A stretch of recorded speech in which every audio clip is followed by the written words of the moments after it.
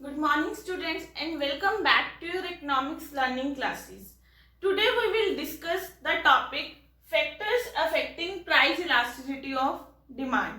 As you already know that हमारा जो chapter चल रहा है वो कौन सा चैप्टर चल रहा है, इलास्टिसिटी ऑफ डिमांड, जिसमें हमने पिछली वीडियो में मीनिंग उसका डिस्कस किया था और हमने ये पढ़ा था कौन कौन सी डिग्रीज होती है प्राइस इलास्टिसिटी ऑफ डिमांड की, और हमने ये पढ़ा था कौन कौन से मेथड्स हैं जिससे हम प्राइस इलास्टिसिटी ऑफ डिमांड को मेजर कर सकते हैं।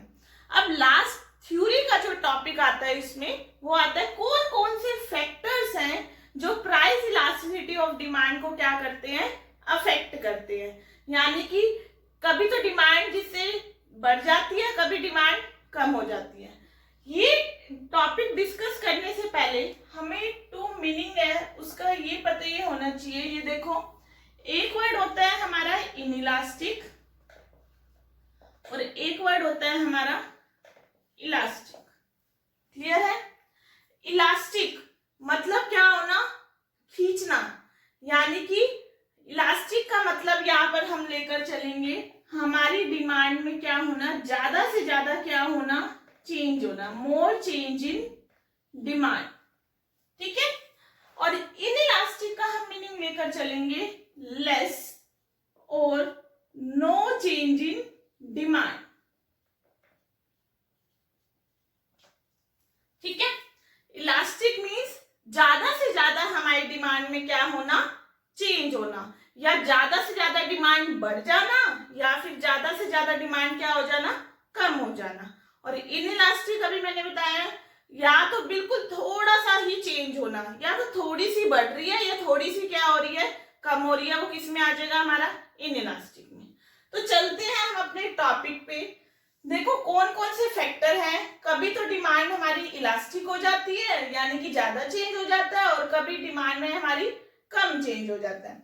फर्स्ट फैक्टर आता है हमारा अवेलेबिलिटी ऑफ सब्स्टिट्यूट। देखो कोई ऐसा प्रोडक्ट है जिसका सब्स्टिट्यूट इजीली क्या हो रहा है, अवेलेबल हो रहा है। ठीक है? फॉर एग्जाम्पल जैसे आपको पता है सब्स्टिट्यूट गुड्स के मैंने आपको एग्जाम्पल दे रखे हैं, टी और कॉफी। ठीक है? अब देखो अगर टी का प्राइस ज्यादा हो जाता है तो इकोनॉमी में पीपल ज्यादा से ज्यादा किसको प्रेफर करेंगे, कॉफी को प्रेफर करेंगे ना। तो इसमें देखो अगर देखो टी के प्राइस में चेंज हो रहा है तो टी की डिमांड में क्या हो रहा है, ज्यादा से ज्यादा चेंज हो रहा है, क्योंकि इकोनॉमी में जितने भी पर्सन है वो कॉफी को प्रेफर कर रहे हैं।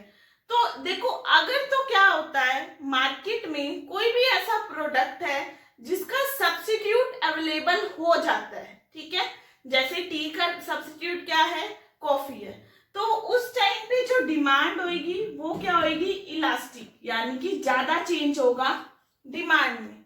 और कोई ऐसा प्रोडक्ट है जिसका सब्स्टिट्यूट नहीं होता, ठीक है, तो उसकी डिमांड क्या होगी, इनइलास्टिक। सेकेंड पॉइंट आता है हमारा मल्टीपल यूजेस।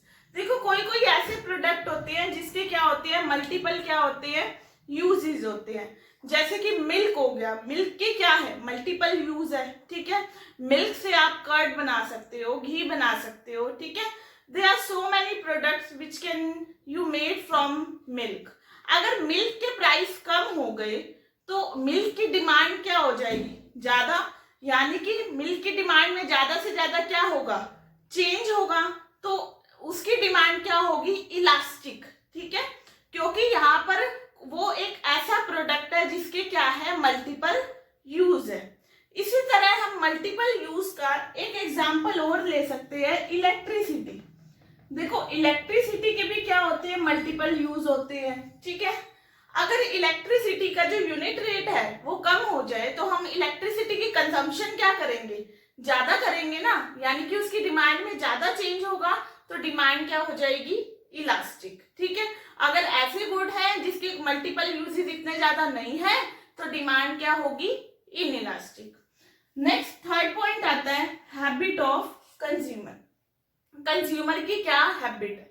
देखो अगर तो एक कंज्यूमर हैबिचुअल हो चुका है, ठीक है, लाइक वो लीकर ले रहा है, सिगरेट ले रहा है, और वो उसका हैबिचुअल हो चुका है, चाहे भले ही मार्केट में लीकर और सिगरेट के जितने मर्जी प्राइस प्राइस बढ़ जाए, लेकिन वो अपनी डिमांड में चेंज नहीं करेगा, कम चेंज करेगा, इतनी ज्यादा चेंज नहीं करेगा, तो डिमांड क्या हो जाएगी, इनइलास्टिक होगी उस टाइम पे। ठीक है, अभी आपने लॉकडाउन में ही देखा होगा, अभी एकदम से क्या हुआ था, बीच में लॉकडाउन खुलने के बाद ही वाइन्स की शॉप, जो वाइन्स की शॉप है वो ओपन हुई थी, और आपने न्यूज चैनल में देखा होगा कि भी कितनी लंबी लंबी लाइनें लग गई थी, और वाइन्स ऑलरेडी डबल रेट वहां पर क्या हो रही थी, सेल हो रही थी, फिर भी लोगों ने उसको खरीदा, यानी कि उसकी उनकी डिमांड में कुछ चेंज नहीं हो रहा, पहले भी वो खरीदते थे, अभी भी वो खरीद रहे हैं, तो यानी कि डिमांड में कम चेंज हुआ है उनकी, तो डिमांड क्या हो जाएगी, इनइलास्टिक हो जाएगी। यहाँ पर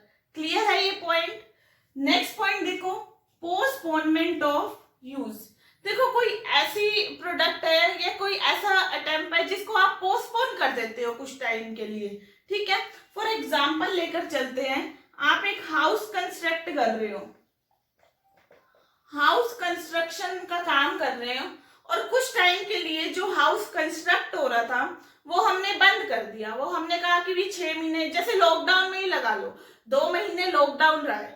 ठीक है, तो हाउस की कंस्ट्रक्शन यानी लेबर अपने घर चली गई, वहां पर क्या हो रही थी, अब हाउस की कंस्ट्रक्शन नहीं हो रही, तो जो सीमेंट हम मंगवा रहे थे वो नहीं मंगवा रहे। ठीक है, जो ब्रिक्स हम खरीद रहे थे वो नहीं खरीद रहे, यानी कि डिमांड में ज्यादा से ज्यादा यहाँ पर चेंज हो रहा है, भले ही चाहे डिमांड कम हुई है, ज्यादा से ज्यादा चेंज हुआ है यहाँ पर डिमांड में, तो डिमांड क्या हो जाएगी, इलास्टिक हो जाएगी। ठीक है, अगर क्या हो जाता है, कोई भी ऐसा प्रोडक्ट है जिसका हम कुछ टाइम के लिए क्या कर देते हैं, पोस्टपोन कर देते हैं उसका यूज, तो उनकी डिमांड में ज्यादा से ज्यादा चेंज होता है, तो डिमांड उस टाइम पे क्या हो जाएगी, इलास्टिक हो जाएगी।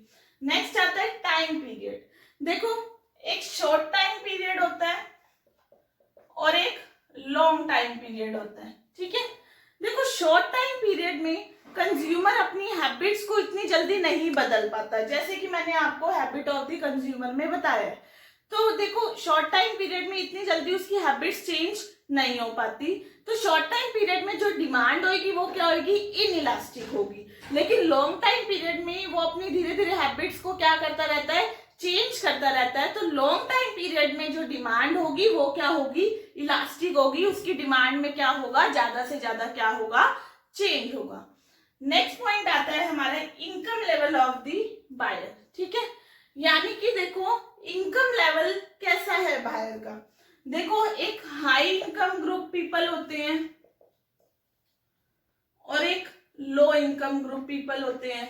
ठीक है, देखो जो हाई इनकम ग्रुप पीपल होते हैं, चाहे प्राइसेस बढ़े चाहे प्राइसेस ना बढ़े, उनकी डिमांड पे कोई इफेक्ट नहीं पड़ता। ठीक है, वो अपनी डिमांड एज यूजुअली रखते हैं, तो हाई इनकम ग्रुप पीपल वाले की जो डिमांड रहती है वो क्या रहती है, इनइलास्टिक। लेकिन जो लो और मिडिल इनकम वाले पीपल है, उनकी अगर प्राइस में चेंज हो जाता है तो उनकी डिमांड में भी ज्यादा से ज्यादा चेंज होता है, तो उनकी डिमांड क्या रहेगी, हमारी इलास्टिक। नेक्स्ट पॉइंट आता है हमारा proportion of income spent on a commodity. Proportion of income spent on a commodity का मीन्स है हम इनकम का कितना पार्ट एक कमोडिटी पे खर्च कर रहे हैं, जैसे न्यूज़पेपर है, निडल है, इसका क्या कर रहे हैं, इनकम का हम स्मॉल प्रोपोर्शन ही इस पे क्या कर रहे हैं, खर्च कर रहे हैं। ठीक है, न्यूज़पेपर निडल हो गया, तो देखो तो इनकी डिमांड क्या रहेगी, इनइलास्टिक रहेगी, क्योंकि अगर प्राइस में थोड़ा बहुत चेंज भी हो जाएगा तो डिमांड में इतना ज्यादा चेंज नहीं होगा।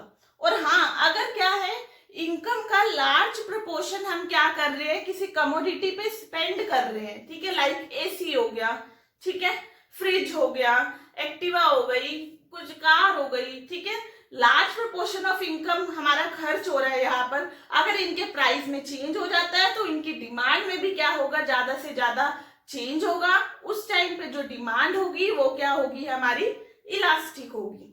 नेक्स्ट पॉइंट आता है हमारा नेचर ऑफ कमोडिटी। कमोडिटी का नेचर कैसा है, देखो एक नेसेसिटीज ऑफ लाइफ के प्रोडक्ट होते हैं और कौन से होते हैं, एक लग्जरी गुड्स होते हैं।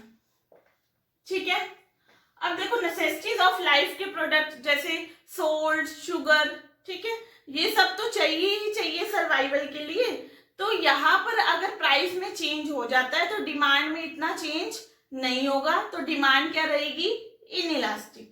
अगर क्या होता है लग्जरी गुड्स है तो उनके प्राइस में चेंज हो जाता है, जैसे अभी मैंने प्रपोर्शन ऑफ इनकम स्पेंड होना कमोडिटी में बताया है, तो डिमांड में क्या होगा, ज्यादा से ज्यादा चेंज होगा, तो डिमांड उस टाइम पे रहेगी हमारी इलास्टिक।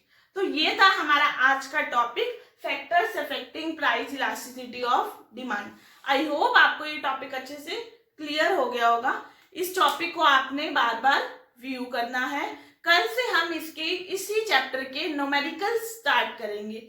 सो आई होप आपको ये वीडियो अच्छी लगी होगी। इस वीडियो को ज्यादा से ज्यादा आपको लाइक करना है और मेरे चैनल को सब्सक्राइब जरूर करना है और अपने फ्रेंड्स को भी ज्यादा से ज्यादा इसको शेयर करना है। Okay, thank you everyone.